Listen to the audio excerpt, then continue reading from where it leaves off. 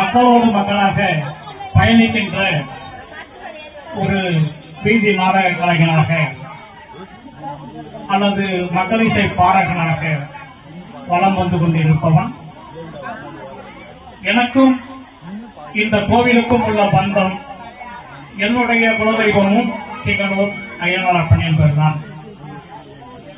அந்த வழியில் உங்களோடு இணைந்து இந்த நமது குலதெய்வமான, நமது காவல் தெய்வமான சிங்கனூர் ஐயனாரப்பன் கோவில் புறம்பொழி திருவிழாவில் இருந்து தொடர்ந்து நடைபெற்று வருகின்ற மண்டல அபிஷேகத்திலும் பங்கு பெற்று உங்களோடு நானும் ஒருவனாக இதில் கலந்து கொள்வதில் பெருமைப்படுகிறேன். ஆரம்பத்தில் எல்லாருக்கும் ஒரு குலதெய்வம் இருக்கும். பெண்களுக்கு பார்த்தா 2 குலதெய்வம் இருக்கும். அப்பா வீட்டில் அம்மா வீட்டில் இருக்கிற வரைக்கும் ஒரு குலதெய்வம் இருக்கும். திருமணம் வாங்கி போயிட்டாங்கன்னா இன்னொரு குலதெய்வம் இருக்கும். அந்த வகையில பார்த்தா மணமகனுக்கும் மணமகளுக்கும் ஒரே குலதெய்வம் இருக்கக்கூடாது என்பாங்க. அந்த வகையில பார்க்கும்போது என்னுடைய தாய் வழி குலதெய்வமாக அங்கலம்மனோ, தந்தை வழி குலதெய்வமாக சிங்கனூர் ஐயனாரப்பன் இருந்திருக்கிறார். இந்த சிங்கனூரை பற்றி நாம் தெரிந்து கொள்ள நிறைய ஆசை வந்தது. என்ன காரணம்னா, ஒருத்தவங்க குலதெய்வம்னு ஒண்ணு இருக்குன்னா அந்த ஊர்ல அவங்க ஏதோ ஒரு வகையில பாத்தியப்பட்டு இருக்கணும். இல்ல ஒரு காலத்துல அந்த இனக்குழுல அங்க அவளோட சேர்ந்து வாழ்ந்து இருக்கணும். இல்ல இடப்பெயர்ச்சி மூலமாக மற்ற கிராமங்களுக்கு பிழைப்பு தேடியோ அல்லது வேறு விவகாரங்களால போயிட்டு இருக்கணும். இப்படிதான் ஒரு காலத்துல எங்க முன்னோர்கள் உங்களோடு சேர்ந்து இந்த கிராமத்தில் வாழ்ந்து இருக்கலாம். அல்ல புதுச்சேரியை நோக்கி பயணப்பட்டு பிழைப்பு தேடியோ இல்ல வேறு விவகாரங்களோட போயிருக்கலாம். அப்ப ஏதோ ஒரு பிணைப்பு நம்மளுக்கு ஒண்ணு சேர்த்து. அந்த வகையில தான் இந்த குலதெய்வ வழிபாட்ட மக்களோடு சேர்ந்து இந்த சிங்கனூர் எங்களது முன்னோர்கள் வாழ்ந்த ஒரு ஊர் என்ற ஒரு மன நிம்மதியோடு இங்கு உரையாற்றிக் கொண்டிருக்கின்றனர். இந்த விழாவை ஒட்டி, குடமுழுக்கை ஒட்டி ஒரு மலர் வெளியிடுற பொறுப்பை ஐயா ராகவேந்திரன் எங்க திணித்தார். ஏன்னா ஒரு 30 நாள்ல தான் அது தயாராக்கி கும்பாபிஷேக அடைப்பவரை கொண்டு போயிட்டு மயிலம் சாமியாருக்கு கொடுக்க போகும்போதுதான் ஒரு மலர் வெளியிட்டா நல்லா இருக்கும். அதற்கான சில உழைப்புகளை உடனிருந்தவர்கள், உடன் பயணித்தவர்கள், இந்த விழாவை எடுத்து நடத்தியவர்கள் நிறைய நமக்கு கொடுத்தாங்க. அதுல சேகரித்த செய்திகளை பார்த்தா உண்மையிலே ரொம்ப அதிசயமா இருக்கு. இந்த ஊரை பற்றியும், இந்த ஊரின் வரலாறு, இந்த ஊர்ல நடக்கிற திருவிழா, அந்த திருவிழாவுக்கு முன்ன நடக்கிற பூஜைகள், இதெல்லாம் பார்க்கும்போது ஏதோ ஒரு இன்னும் நிறைய நமக்கு தெரியாத செய்திகள் இங்க புதைந்து இருக்கிற மாதிரி எனக்கு. சில ஆய்வாளர்கள் இந்த ஊரையும் பார்த்துட்டு போயிருக்காங்க. இந்த ஊர்ல இருக்கிற கோவில் தலைவரையும் பார்த்துட்டு போயிருக்காங்க. அப்படின்னு பார்க்கும்போது பின்னாடி ஒரு கொற்றவை திட்டம் இருக்கிறதா சொல்லியிருக்காங்க. எந்த ஊர்ல ஒரு கொற்றவை திட்டம் இருக்கின்றதோ, எந்த ஊர்ல அந்த பழமையான ஒரு தொற்கை சிற்பம் பண்ணுவாங்க. ஆனா அதுல பழங்கவையில பாய்கள செல்வி என்பாங்க. சிலப்பதிகாரத்துல பாய்கள செல்வி என்பது ஒரு அந்த வண்ணம் விளக்க வேண்டாம். பாய்கள செல்வி என்பது ஒரு வரலைக்கான தெய்வம். நமக்கெல்லாம் தெரியும், வரலாற்று ஆய்வாளர்கள் சொல்லியிருக்காங்க, இந்த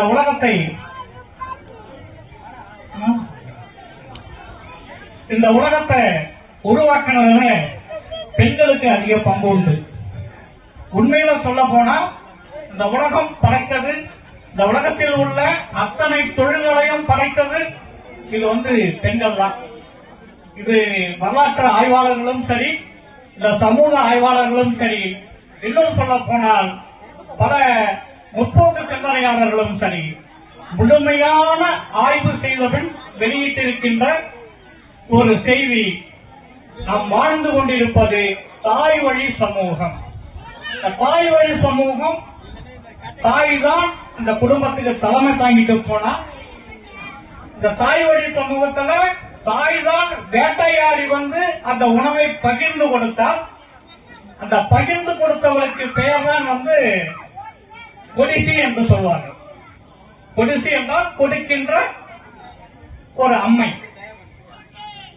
பைந்தமிழ்ல கொடு தவை என்று சொல்வார்கள். தவைனா மூதாக்கி என்ற பேர். இந்த கொடு தவை தான் இப்ப எல்லாம் இந்த அழகான பேர்லாம் நம்ம தமிழ்ல கொடியான்னு பேர் வச்சிருப்பாங்க. நம்ம அந்த கொடியான்ற பேரை நம்ம எப்படி பயன்படுத்துவோம் நமக்கு தெரியும். கொடியா கேள்வி, இது ரொம்ப கொடுமையான கேள்வி அப்படி கூட நம்ம பயன்படுத்திட்டு இருக்கோம். இந்த கொடிசி, கொடியா, கொடுக்கின்ற தவை. கொடுக்கின்ற தவை எல்லாருக்கும் உணவை சமமா பிரிச்சு கொடுக்கின்ற அந்த மூதாட்டி ஒற்றவையாக நம்ம வழிபட்டு இருக்காங்க. கொடுக்கின்ற தவை ஒற்றவை. இதுதான் வடமொழியில சாவித்திரி என்ற வழிபாடு இருக்கின்றது. பிற்காலத்துல சத்யவான் சாவித்திரி கதையில தன்னுடைய உயிர், தன்னுடைய ஆயுள்ல பாதிய கணவனுக்கு பகிர்ந்து கொடுத்ததுனால அவளுக்கு சாவித்திரி என்ற பெயர் நினைக்கிறது. அது தன் நாடக கதையில நமக்கு முதல்ல விவசாயத்தை கண்டுபிடித்தது இந்த கொற்றவை என்கிட்ட கொடுத்தவை. இந்த பூமியில ஒரு பொருள் தானாக விதை கீழே விழுகின்றது, ஈரம் படுகின்றது, அந்த ஈரத்தினால் முளைத்து வருகின்றது. ஏற்கனவே அந்த விழுந்த கனியை போலவே இன்னொன்று காயாகி கனிந்து நம் கைக்கு கிடைக்கலாம். ஏற்கனவே ஒரு பழம் கீழே விழுந்தது, அது முளைச்சி அது மரமாக வளர்ந்து அதே போல கனி தெரிகின்றது. அப்ப சாதாரணமா நம்ம தெருக்கூட்டல ஒரு பாட்டு உண்டு. கட்டைக்காரன் பண்ணுவான், தேங்காய் மரத்துல தேங்காய் பழம் இருக்கா? இருக்குதா? தேங்காய் பழத்துல தேங்காய் மரம் இருக்குதா? இருக்குது. மாங்காய் மரத்துல மாங்காய் பழம் இருக்கு, மாங்காய் பழத்துல மாங்காய் மரம் இருக்கான்னா இருக்கு. அப்ப நம்மளுடைய வாழ்க்கை வம்சாவளி விருத்தி என்பது விதையிலிருந்து இது கிளம்பி வரணும்னு கண்டுபிடிக்கவே பெண்ணு. தானா விழுந்து முளைச்சல இவ இருந்த ஒரு இடத்தை சீர் பண்ணி அந்த இடத்துல முளைக்க வச்சான். அது மரமாக்கி நிறைய முளைக்க வச்சான், போப்பாக்கி. அதே மாதிரி அந்த தானியங்களை நிறைய விதைச்சா வயலாச்சு. அவள் விதைக்க பயன்படுத்தியதுதான் தோண்டுகளி. அந்த தோண்டுகளி தான் இன்றைக்கு நாம் வழிபடுகின்ற நம்ம அம்மன் மாரியம்மன் கையில இருக்கின்ற திரிசூலம். திரிசூலத்தின் நடுவில் இருக்கின்ற தோண்டுகளி ஒரு விவசாய கருவி. அவள் தான் முதல் விவசாயி. ரெண்டு பக்கமும் வளைஞ்சி இருக்காது. என்னன்னு கேக்குறீங்களா? களைக்குத்தி களை எடுக்கணும்ல, பயிர் களை எடுக்கணும். இந்த களைக்குத்தியும் ஒரு தோண்டுகளியும் சேர்ந்தது திரிசூலம். அது அந்த கொடுக்கின்ற தவை கண்டுபிடித்த முதல் விவசாய கருவி. அது நமக்கு சில கதைகள்லாம் தெரியும். சிவபெருமான் கேட்பாரு, உன் கையில் நெத்தி கண்ணையும் கையில் இருக்கிற சூளத்தை எங்கடா கூட நான் உன்னை கல்யாணம் பண்ணிக்கிறேன்னு கேட்பாரு. அது தாய் வழி சமூகத்துல இருந்து ஆடவர் சமூகத்திற்கு இந்த பயன்பாட்டு கருவிகள் எல்லாம் மாற்றப்பட்ட வர்றாங்க. இந்த வகையில நம்ம ஐயனார் இங்க வர ஐயனார் கதைகள் இருக்கு. அது ஒரு தனி கதைகள்லாம் இருக்கு. அந்த கதைகளுக்கான தளமாகவும் நாம் வாழ்கின்ற பகுதி இருக்கு. அதை சொல்ல போனா இன்னும்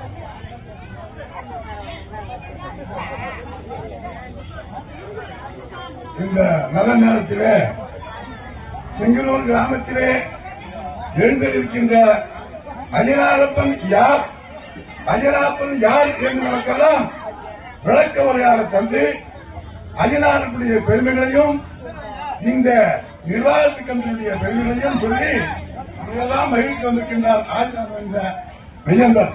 அவருக்கு இந்த பொன்னாடை போட்டி அவர் மகிழ்ச்சிவேன்.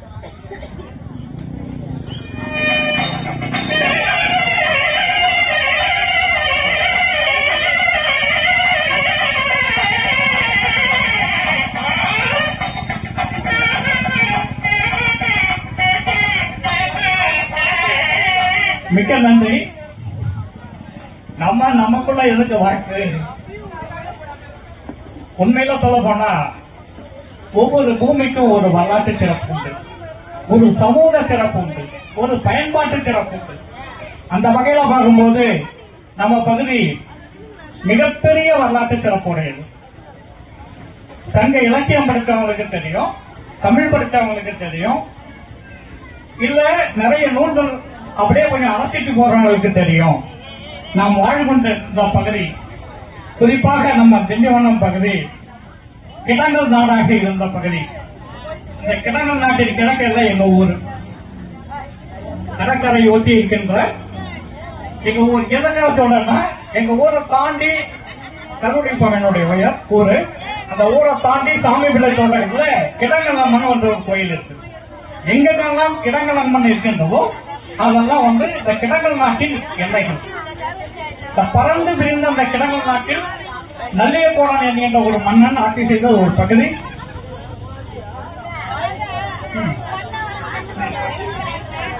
நாட்டிய ஞானம், நாட்டிய கலை கொண்டு வந்திருக்காங்க. அவங்களையும் வருக வருக என்று வரவேற்கின்றேன். இந்த பகுதியில் சுமார் 2300 வருடங்களுக்கு முன்னால் அரங்கேற்றப்பட்ட ஒரு சங்க இலக்கிய நூல் திருவானாற்றுப்படை.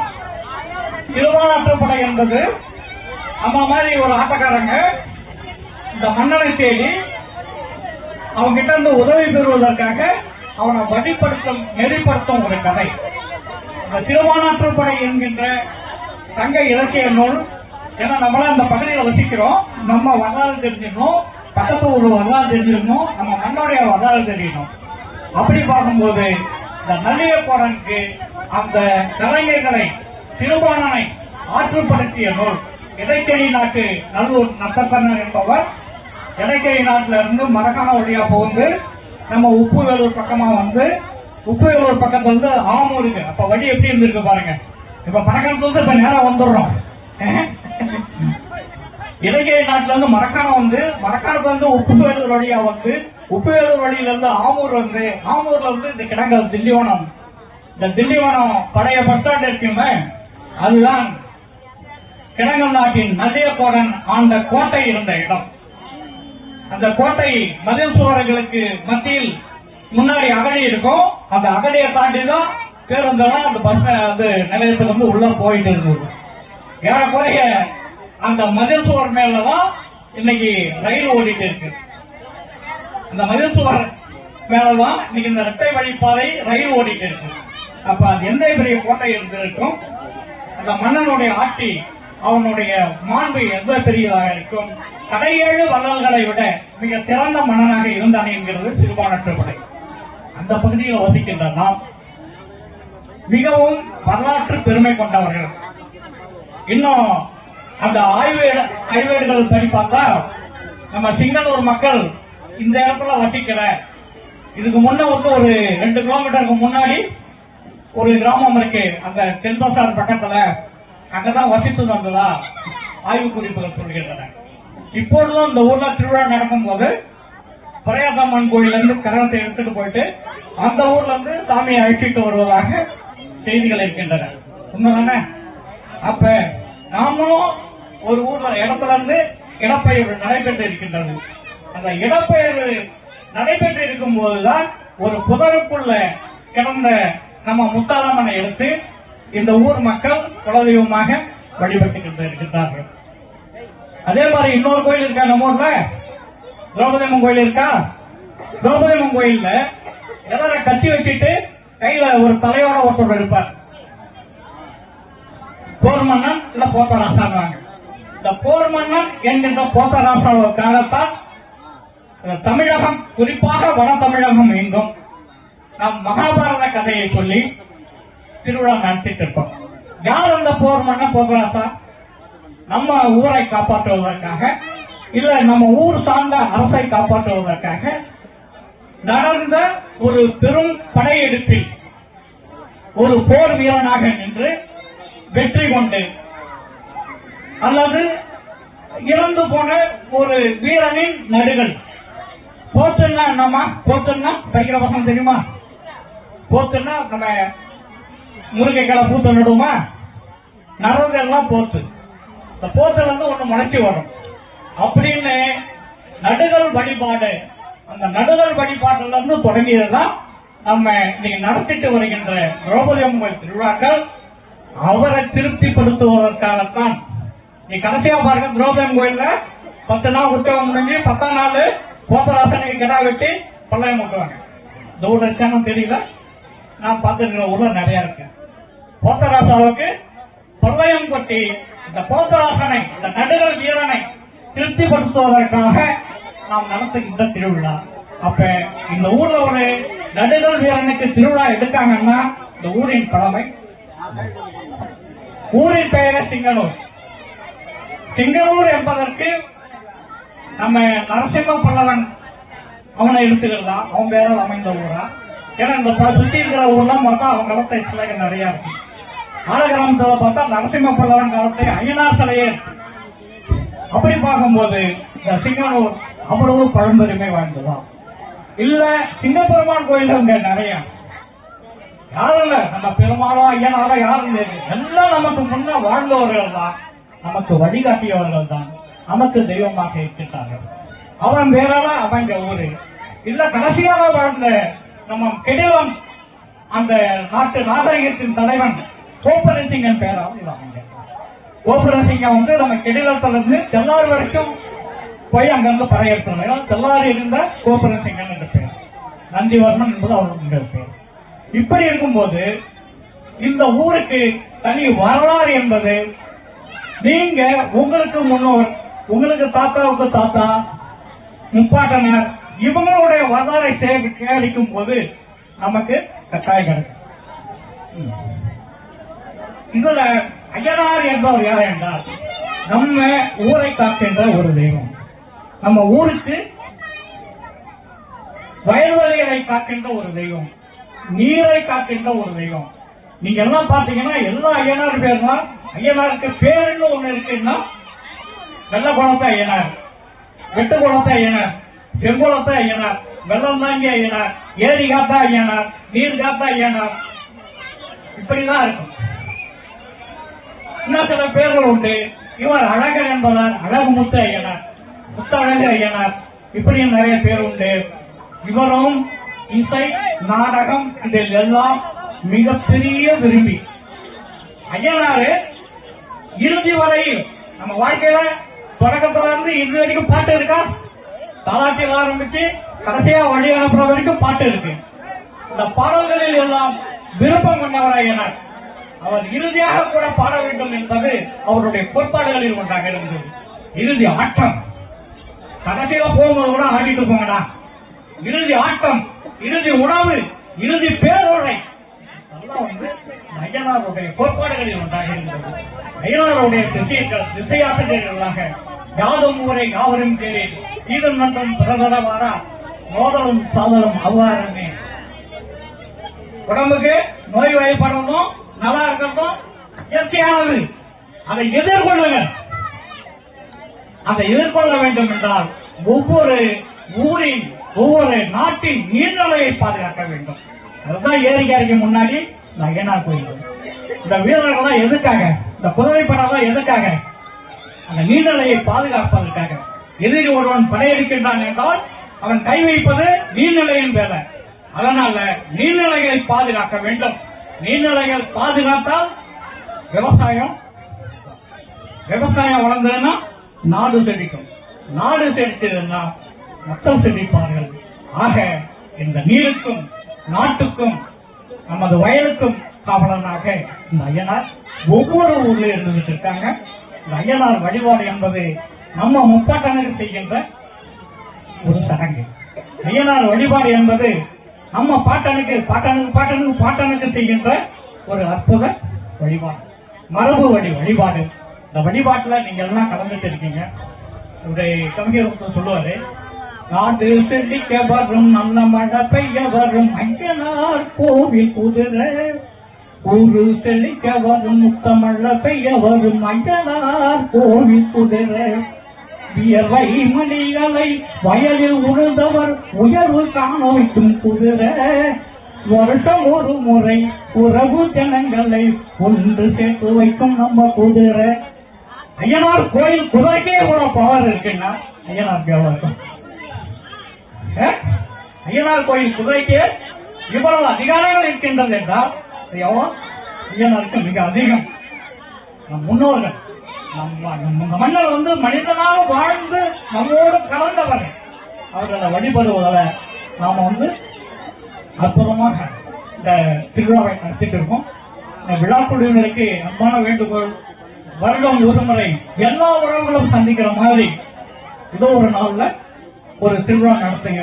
நாம் எல்லோரும் ஒன்றாக சேர்ந்து ஐயனை வழிபடுகின்ற அந்த வாய்ப்பு கிடைக்கும் என உங்கள் அனைவருக்கும் இந்த நிகழ்ச்சியில் பங்கெடுப்பதற்காக எனக்கு வாய்ப்பளித்த அன்பு விழா குழுவினர்கள், நிர்வாக கமிட்டி உறுப்பினர்கள், ஊர் பொதுமக்கள் அத்தனை பேருக்கும் அன்பான நன்றியை தெரிவித்துக் கொண்டு, பார்த்த வீழி தேர்ந்து விடும் பௌர்ணமி பௌர்ணமிதான் கேட்ட செவி வேறுபடும் கீதமோ கீதம்தான் நாவின் சுவை மாறுபடும் அறுசுவை உணவுதான் நாசிக்குள் நுழையாது பழகிய மூச்சில்தான் அளவரம் விதைக்குள்ளே அடங்குதல் முடிவாகும் அந்த விதை மண்பிழந்து வருவது பிறப்பாகும். பிறப்பும் இறப்பும் தொடர்ந்து நடந்து கொண்டிருக்கும். அதில் நம்ம ஐயனின் பங்கு உண்டு. ஐ என்றால் தலைவன். என்னை முன் நிலக்க கிண்மி திருவள்ளுவர் அழகா சொல்றார். என் ஐவன் நிலக்க எதிரிகளே என்னுடைய தலைவன் முன்னாடி நிக்காதீங்க. அப்படி நின்று நல்லானவர்கள் நடுநல்லானவர்கள்